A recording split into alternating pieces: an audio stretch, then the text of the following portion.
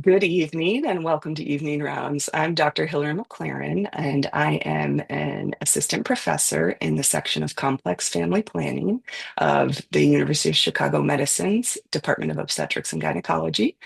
I specialize in complex family planning, which includes the management of contraception, complex contraception, and early pregnancy options. Today's session, we will focus on contraception, and we'll briefly be talking about different contraceptive methods, their mechanism of actions, and the pros and cons of their use.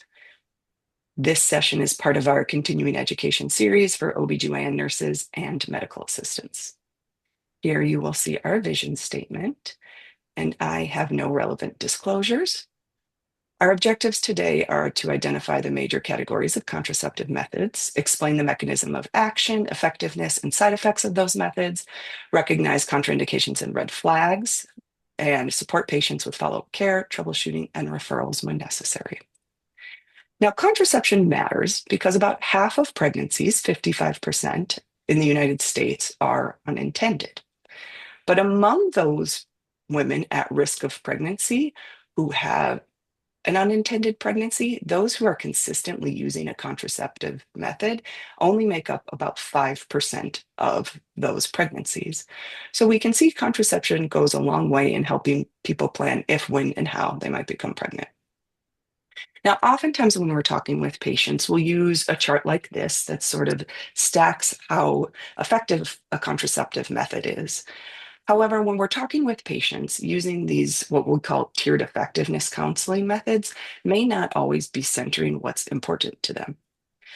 So I like to begin by asking questions about their sort of reproductive life plan, asking if they're sexually active, if they're intending to be pregnant now or within the next year, and then inquiring what birth control methods they've used in the past, what they liked and disliked about that method, and then what is important to them about a birth control method.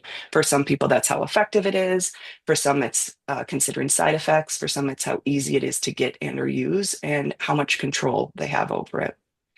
This is a very interesting counseling tool called Hello Options that was designed here at the University of Chicago that has kind of tactile ways for people to look at their different birth control methods. And another resource I really like is bedsitter.com that is science-backed information about birth control, but in a very user-friendly way. Now I'm going to dive in first and talk about the most commonly used type of birth control, and that's combined hormonal contraception. Now, when you hear combined hormonal contraception, I want you to think pill, patch, and ring. And pill, patch, and ring, which is the green bar here, has consistently been one of the most commonly used birth control methods in the United States. And well over recent years, we've seen increase in the use of Nexplanons and IUDs. These still take up the majority of contraceptives that people are using. Now, all of these methods, pill, patch, and ring, combined contain a progestin, so that's a man-made version of a progesterone, and that comes in a multitude of varieties. And then an estrogen variant. The vast majority of these in the United States are in the form of ethinyl estradiol. There's two very rare pills that contain some different types of estrogen, but I won't dive into those today. All of these methods work by decreasing ovulation, thickening cervical mucus, and then decreasing tubal epithelial motility. So again, when you hear combined hormonal contraception, I want you to think pill, patch, and ring. So the most common of these is going to be the oral contraceptive pill. It's a pill that a person takes every single day and contains estrogen and a progestin in varying doses and types of progestins, has an efficacy of about 91% with typical use. When we talk about contraceptive methods, you'll hear us talking about typical use and perfect use. So perfect use is how effective it is in studies. So when it's taken perfectly in study conditions. Typical use refers to how it's taken kind of in a person's daily life. So here you'll see a picture of a kind of typical birth control pill pack where a person has 4 weeks of these hormone-contained pills. And then during this final week, where we see these pink pills, those pills have no hormones in them, and that is when a person would expect to get a period. Now, contraindications to OCPs are generally related to the estrogen component, and those are going to be thromboembolic disorders like stroke, PE, DVT, migraines with aura, high blood pressure, smokers over the age of 35, people with markedly impaired liver function because these hormones are cleared through the liver, and those with malabsorptive disease. So if you're taking a pill and you can't absorb it, it's not getting into your system for you to use it properly. The good news is there are a lot of excellent resources out there for us to help determine who is an appropriate candidate for each contraceptive method. So this is the CDC's medical eligibility criteria. Um, when I was a medical student, this existed as a laminated card that we had in the clinic, and we could look up a person's contraceptive method and then their medical condition and decide what was right for them. Each will have a score in 1, 2, 3, 4, 1 meaning no restrictions, 2 where the advantages generally outweigh the risks, 3 risks outweigh benefits, and 4 is a contraindication. So let's look at an example here where we'll see the medical condition on the left and the birth control method on the right. Let's say we're talking about our combined hormonal contraceptives, so pill, patch, or ring. And let's say we want to look at a patient who is over the age of 35 and smoking greater than 15 cigarettes a day. That is a 4. So that method is going to be contraindicated for that patient. The good news is this also exists as an app that you can download for free, and it is one that I recommend for anybody who's prescribing contraception or helping patients choose contraceptive methods, because it's one I use all the time. So some summaries of the pros and cons of OCPs. Some pros are that they can decrease cancer risk of ovarian cancer, endometrial cancer, and maybe even colorectal cancer. You may hear sometimes that OCPs are associated with an increased risk of breast cancer or cervical cancer, but the studies on those particular outcomes are not very good, and the data is really mixed. So I don't think we have enough information to say clearly about that right now. They are great for regulating someone's menstrual periods, and they can improve menstrual related disorders like PMDD or endometriosis. They're short term and rapidly reversible for someone who's thinking about starting a family sooner rather than later. They decrease acne. They've got a pretty high efficacy, and they, again, have this kind of monthly bleeding that is more predictable. Some cons are it's a pill you have to take every single day. And up to 50% of users discontinue within the first 3 months of starting the pill because they find it difficult to take it every day.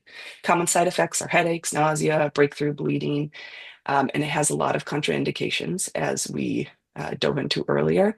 And then that efficacy might not be as high as someone might want, and some people don't want to have monthly bleeding.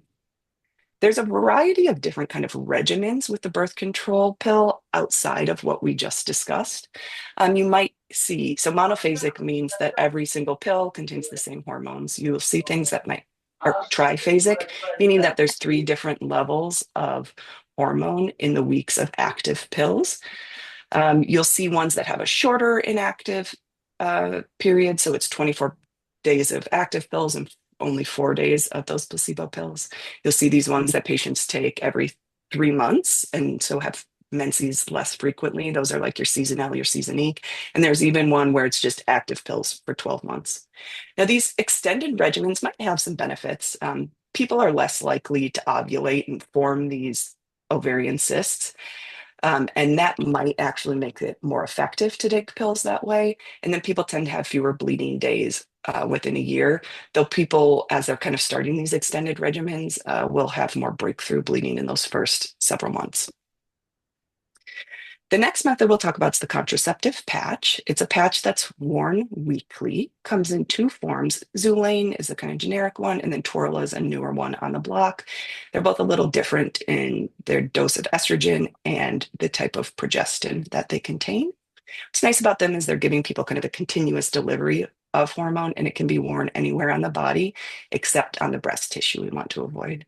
Efficacy is 93% with typical use, but both patches do come with warnings about the use of them in women who are overweight. Xulane's notes that it's less effective in women who weigh 90 kilograms, so that's about 200 pounds. And Twerla notes it's less effective in women with a BMI of 25, and it's contraindicated in those with a BMI over 30. So the patch, you put one on week 1, you put one on week 2, you put one on week 3, and then that 4th week is when a person expects to have a period when they aren't wearing a patch. Pros of the patch, it's weekly dosing, so it's improved compliance as compared to the pill, so people are more likely to use it consistently. It's forgiving. Hormone levels remain therapeutic for at least 9 days after it's applied. So if a person kind of forgets to change the patch as frequently as they're meant to, it adheres well. You can work out, you can swim, you can take a bath, and it's great for people who can't take pills, like let's say a teenager or something like that. Cons of it are going to be some similar things to the pill in the gray at the bottom there, but people are more likely to have breast symptoms or skin reactions from the adhesive. Again, those BMI limitations, and it only comes in one color, so it doesn't match the skin tone of folks who might have a darker skin color, and it is not recommended for continuous use. Now, the contraceptive ring is a monthly vaginal ring that also comes in 2 forms. The NuvaRing, or the generic form is the LU-ring, is a ring that is worn for 3 weeks at a time and then discarded. The Anovera is a ring that is meant to be used for an entire year or 13 cycles. It's worn for 3 weeks at a time, then it's stored during the menstrual cycle, and then inserted again at the end of the menstrual cycle. Efficacy is about 93% with typical use, but if it is out for more than 3 hours in a 24-hour period, so let's say someone takes it out to have sex, and backup methods should be used. So again, 1 ring goes in at the beginning of the month, and that is worn for 3 weeks at a time. And that 4th week, when no ring is in, is when a person expects to have bleeding.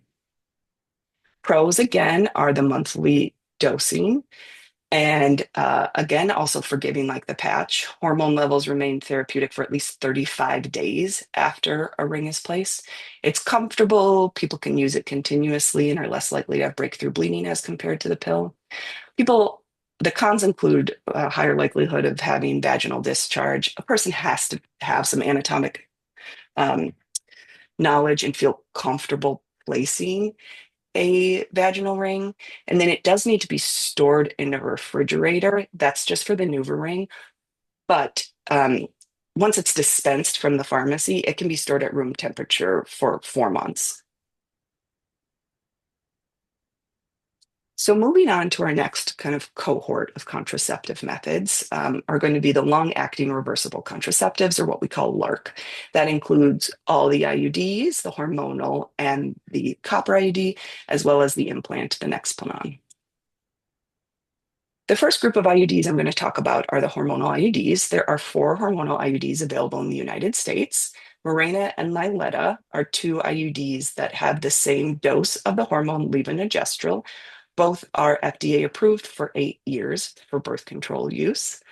Kynlena contains 19.5 milligrams of levonorgestrel, is FDA approved for 5 years. And then Skyla is the lowest dose at 13.5 milligrams and is FDA approved for 3 years. Hormonal IUDs work by thickening cervical mucus and thinning the lining of the endometrium.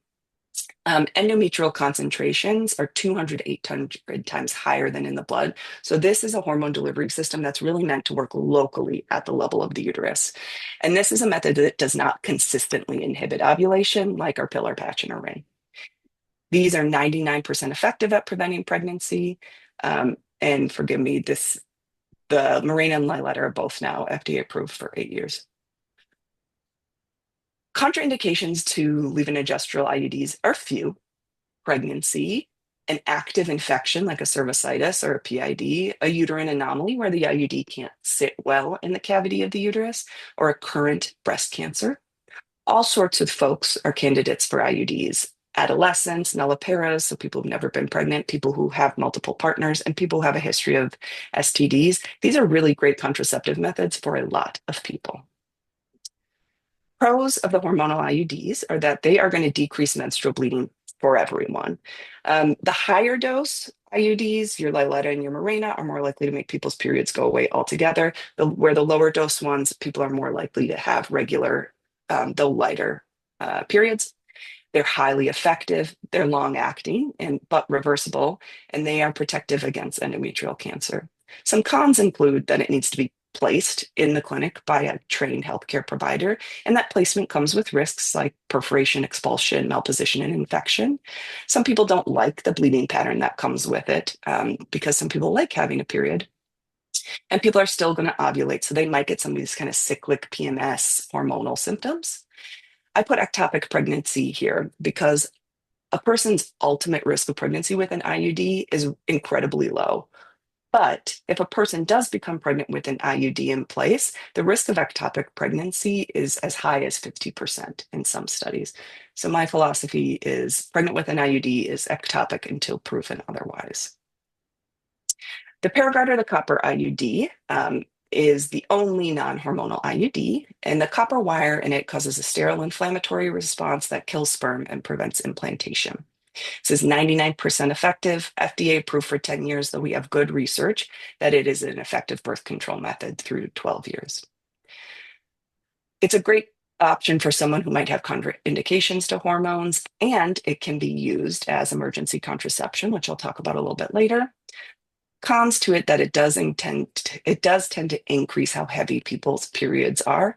Can't be used in people who have Wilson's disease, which is like a copper intolerance, and it must be placed properly to work effectively. I'm going to take a brief moment just to talk about how an IUD is placed. So a pelvic exam is performed in the office by your provider, and then a speculum is placed, the cervix is cleaned, and an instrument is placed on the cervix to stabilize it. Some physicians then will use this instrument called a sound that essentially measures the length of the uterus. And then the IUD comes folded up in a tube and gets inserted to the top of the uterus. Average pain scores during an IUD insertion are about a 7 out of 10, with higher scores among people who've never been pregnant and lower scores among those who have had a pregnancy or a vaginal delivery. Average duration of placement is about 5 minutes. There are a number of things we can do to help make people more comfortable for IUD insertions. NSAIDs, so like ibuprofen, are excellent in helping control pain. Paracervical block, meaning injecting lidocaine around the cervix. Here's an example of 2 sites where we might inject lidocaine, has been demonstrated to decrease pain scores in adolescents and those who have never been pregnant before, though I do advocate for entering into a shared decision-making conversation and offering it to patients. Anxiolytics, so something like Valium, can help decrease anxiety, though it's not been shown to decrease pain scores. But we all know that pain is multimodal and anxiety can be a big component of pain for some people.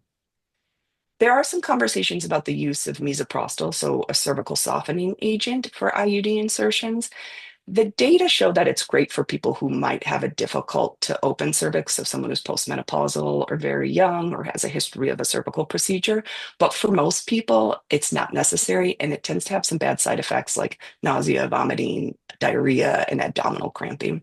And then there is always the option for getting some type of sedation.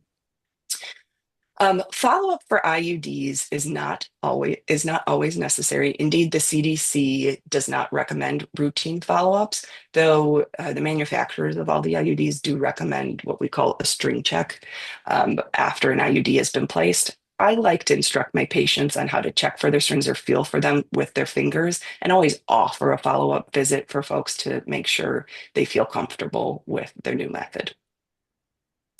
The next LARC that we'll use is the Nexplanon, which is an etonogestrel containing rod that gets inserted in the upper extremity. It works by suppressing ovulation and thickening cervical mucus. This is the most effective birth control method we have available. It's greater than 99% effective, even more effective than surgical sterilization.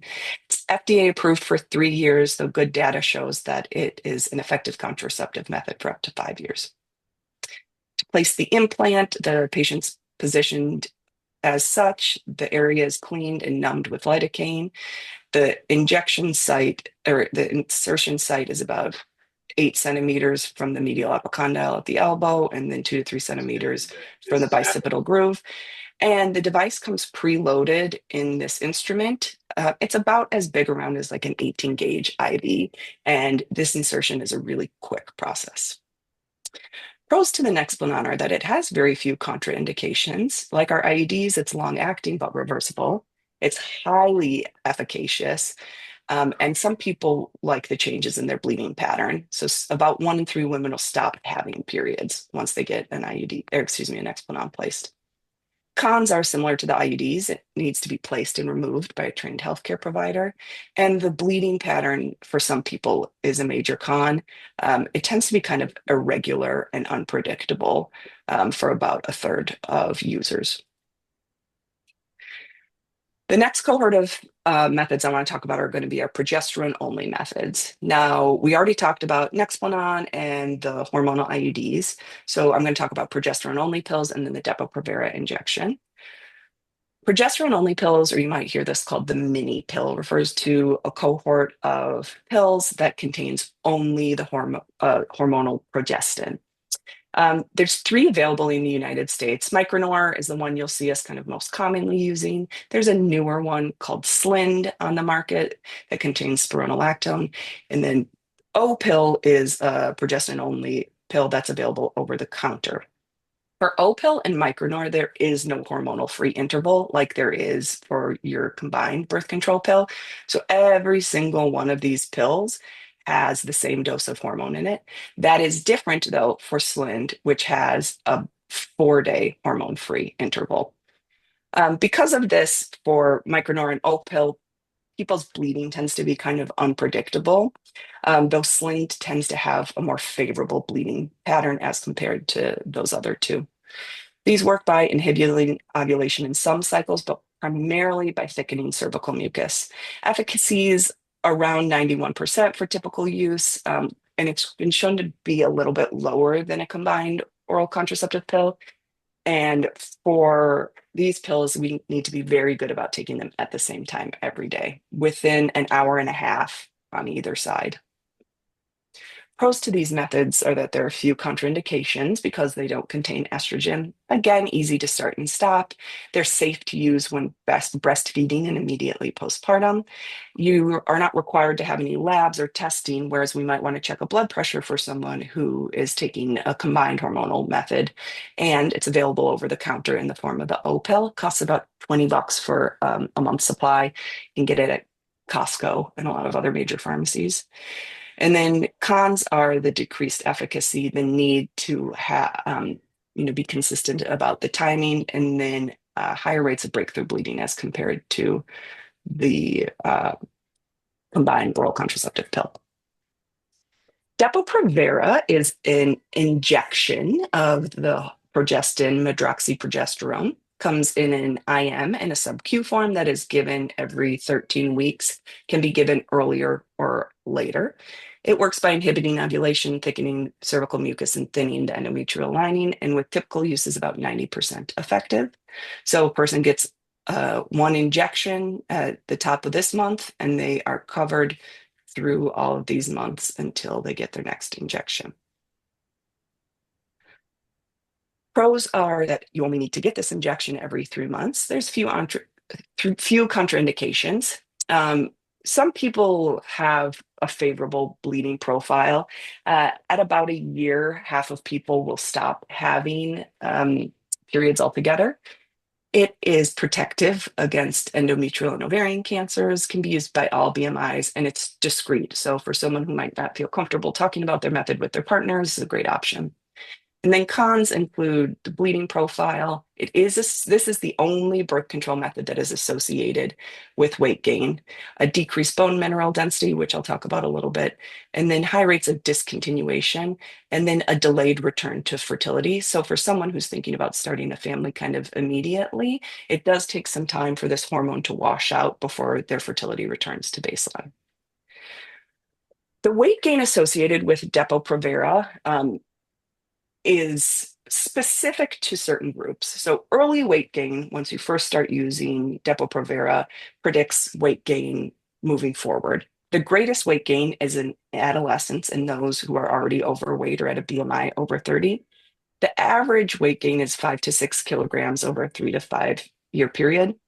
Why this happens, some people suspect it might be because the progestin is an appetite stimulant. Um, so sometimes I'll talk about kind of mindful eating and noticing if you have an increased appetite. And then the depot shot comes with a black box warning about decreased bone mineral density.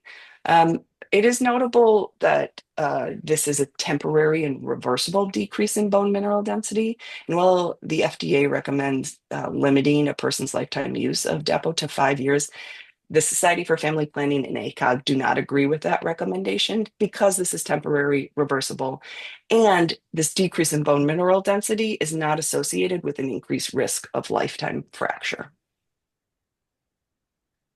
I'll talk briefly about some of these barrier methods, including external and internal condoms with efficacy rates about 80 to 85%, and then the cervical sponge cap and diaphragm. These are kind of much less frequently used methods these days, but I think it's important for us to just kind of see them and talk about them. Similar efficacy rates of 80 to 85% as to condoms, and then all these need to be used with a spermicide. So this is your kind of typical external condom.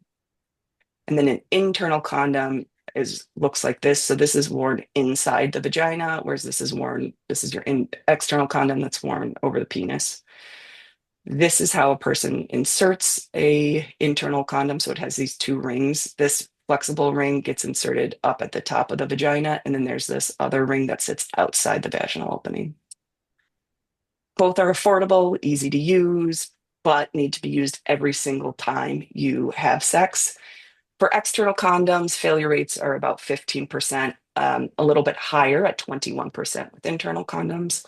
An external condom is controlled by the male, while internal condom can be empowering for women because it's controlled by them. It's also latex free. So for those with latex allergies or sensitivities could be a good option. And it can be put in up to 8 hours before sex. Cervical barriers, again, are going to include the sponge, the diaphragm, and the cervical cap. This chart kind of summarizes how we use each of these. Again, efficacy rates are like 80 to 85% with each of these. Most of them can be placed up to 24 to 48 hours, but does need to be left in place for 6 hours after having sex. And again, these all need to be used with a spermicide. Another newer method that you might see is the contraceptive gel called Phexxi. This is a gel that's inserted vaginally with each active intercourse. And essentially what it does is it acidifies the vaginal environment and prevents sperm motility. Efficacy rates are about 86%, though it does need to be used with every sex act. And cons to it are that it's associated with UTIs and vaginal infections. And this is how it is inserted. Fertility awareness are the oldest contraceptive methods in the book, and that means tracking periods and ovulation and avoiding intercourse on the days when a person is most fertile. 75% effective with typical use, but it's incredibly important that a person needs to be having regular menstrual periods for these methods to be effective at all. Some ways that people might follow their cycles are with cervical mucus, the basal body temperature, cycle beads, or there's an FDA approved app called Natural Cycles. You can write patients a prescription for this. They can use like their Apple Watch or their Oura Ring to help track their cycles and their basal body temperature and etc. Pros again are that it's free, no hormones, has few contraindications, but the cons are that the efficacy is not great. And the person, again, needs to be having regular menstrual cycles and daily kind of giving feedback into the method. Sterilization refers to permanent contraception. For males, that's vasectomy. For females, that might be a tubal ligation, a self-injectomy, where we remove the tubes entirely, or a device called an Escher, which is no longer available, but was a hysteroscopic procedure where nickel coils were inserted into the tubes and then scarring occurred around them, so it essentially blocked the tubes. Both are highly effective with failure rates of 0.5% at a year. Um, Permanent male sterilization is performed in an outpatient setting, only requires local anesthesia. And there are no scalpel techniques versus techniques where you might cut or cauterize the vas deferens. Again, highly effective and a safer procedure to have done than a tubal ligation surgery. For female permanent contraception, again, that can mean occluding the tubes. There's bands or clips. You can cauterize or tie and cut the tubes. But I will say there's a big movement these days where many OBGYNs are moving towards total self-injectomy, where we remove the tubes entirely because it's been demonstrated to decrease a lifetime risk of ovarian cancer. In comparing these two methods, so let's say a long-term partnered couple who is trying to decide which method might be right for their family, vasectomy is safer, is done in an outpatient setting and uses only local anesthesia, where a tubal sterilization does require general anesthesia. It can be done postpartum or at the time of a C-section, and it does have the benefit of lowering, if a self-injectomy is performed, lowering a person's lifetime risk of ovarian cancer. Both are permanent procedures, never meant to be reversed. They are surgical procedures, so a person needs recovery time, they need time away from work, they need help taking care of themselves after a procedure, but both are highly effective. And then the last group of contraceptive methods I'm going to talk about are emergency contraception. And that refers to contraception that is used after an act of unprotected intercourse. The most common thing people hear about when we talk about emergency contraception is going to be Plan B, kind of what we colloquially call it. This is a over-the-counter pill that can be taken up to 3 days after unprotected intercourse. There are no contraindications but for allergy to the hormone in it, which is levonorgestrel, though it is less effective for people with a BMI over 25. It may not work for people with a BMI over 30. Again, most are available over the counter without a prescription. Um, but the way this method works is that it delays ovulation or the release of an egg. So this is not going to work if you have unprotected intercourse at a time when you have already ovulated.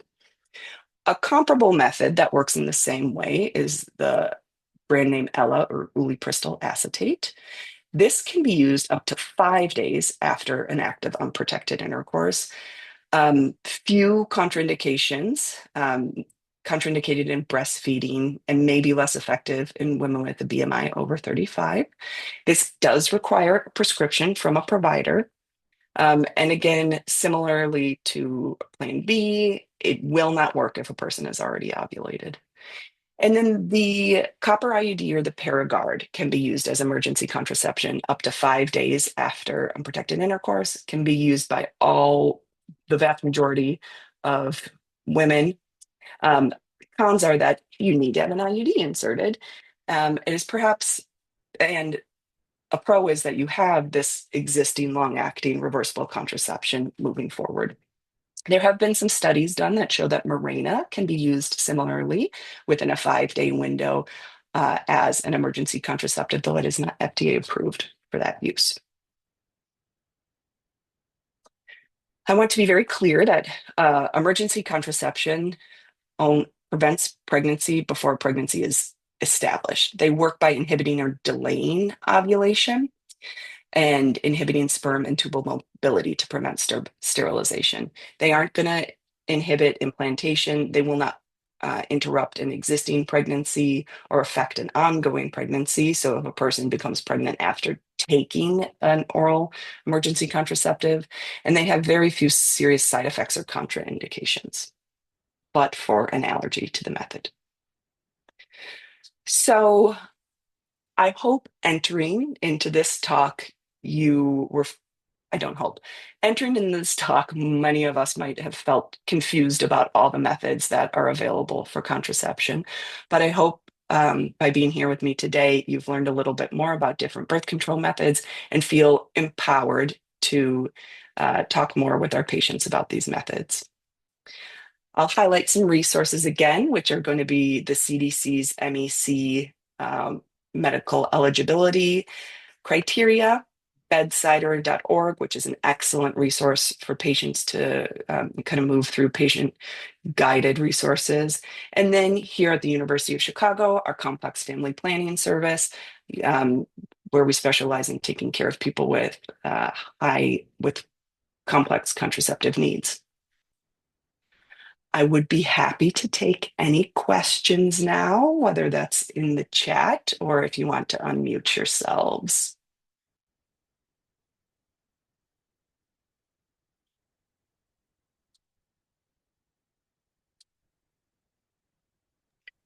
Dr. McLaren, I have one.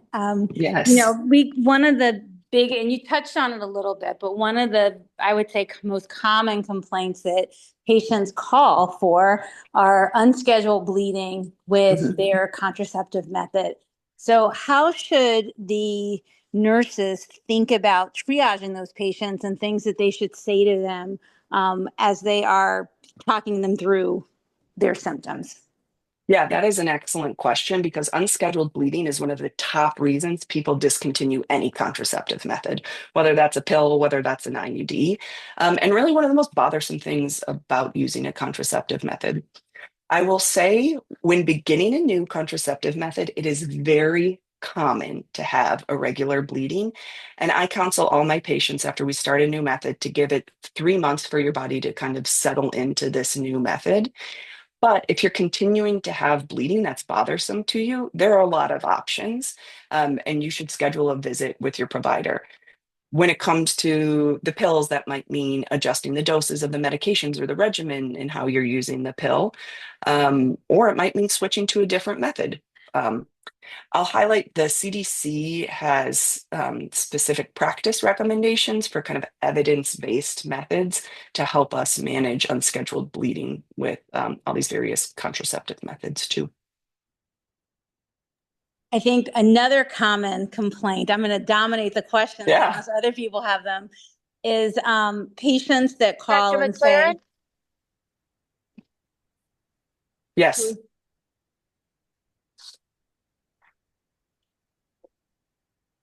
I think Dr. keep going. McLaren, can you Oh hear yeah. me? Yes. Okay, one question that's been kind of frequently is some of our patients who've had a Mirena IUD, let's say it's been over 2 years, they may have breakthrough bleeding. Is Hmm. that a concern for them? Yeah, great question, Monica. So when a person first gets hormonal IUD placed, kind of irregular bleeding those first 3 months is very normal.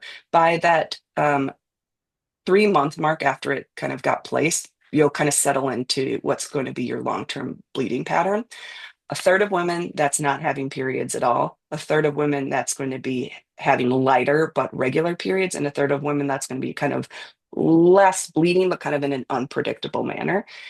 And as the amount of hormone in the IUD decreases over time, which it is designed to do, people do tend to see a change in their bleeding pattern. This happens most commonly about year 5 or 6 with Mirena or Liletta IUD, and it is not a cause for concern.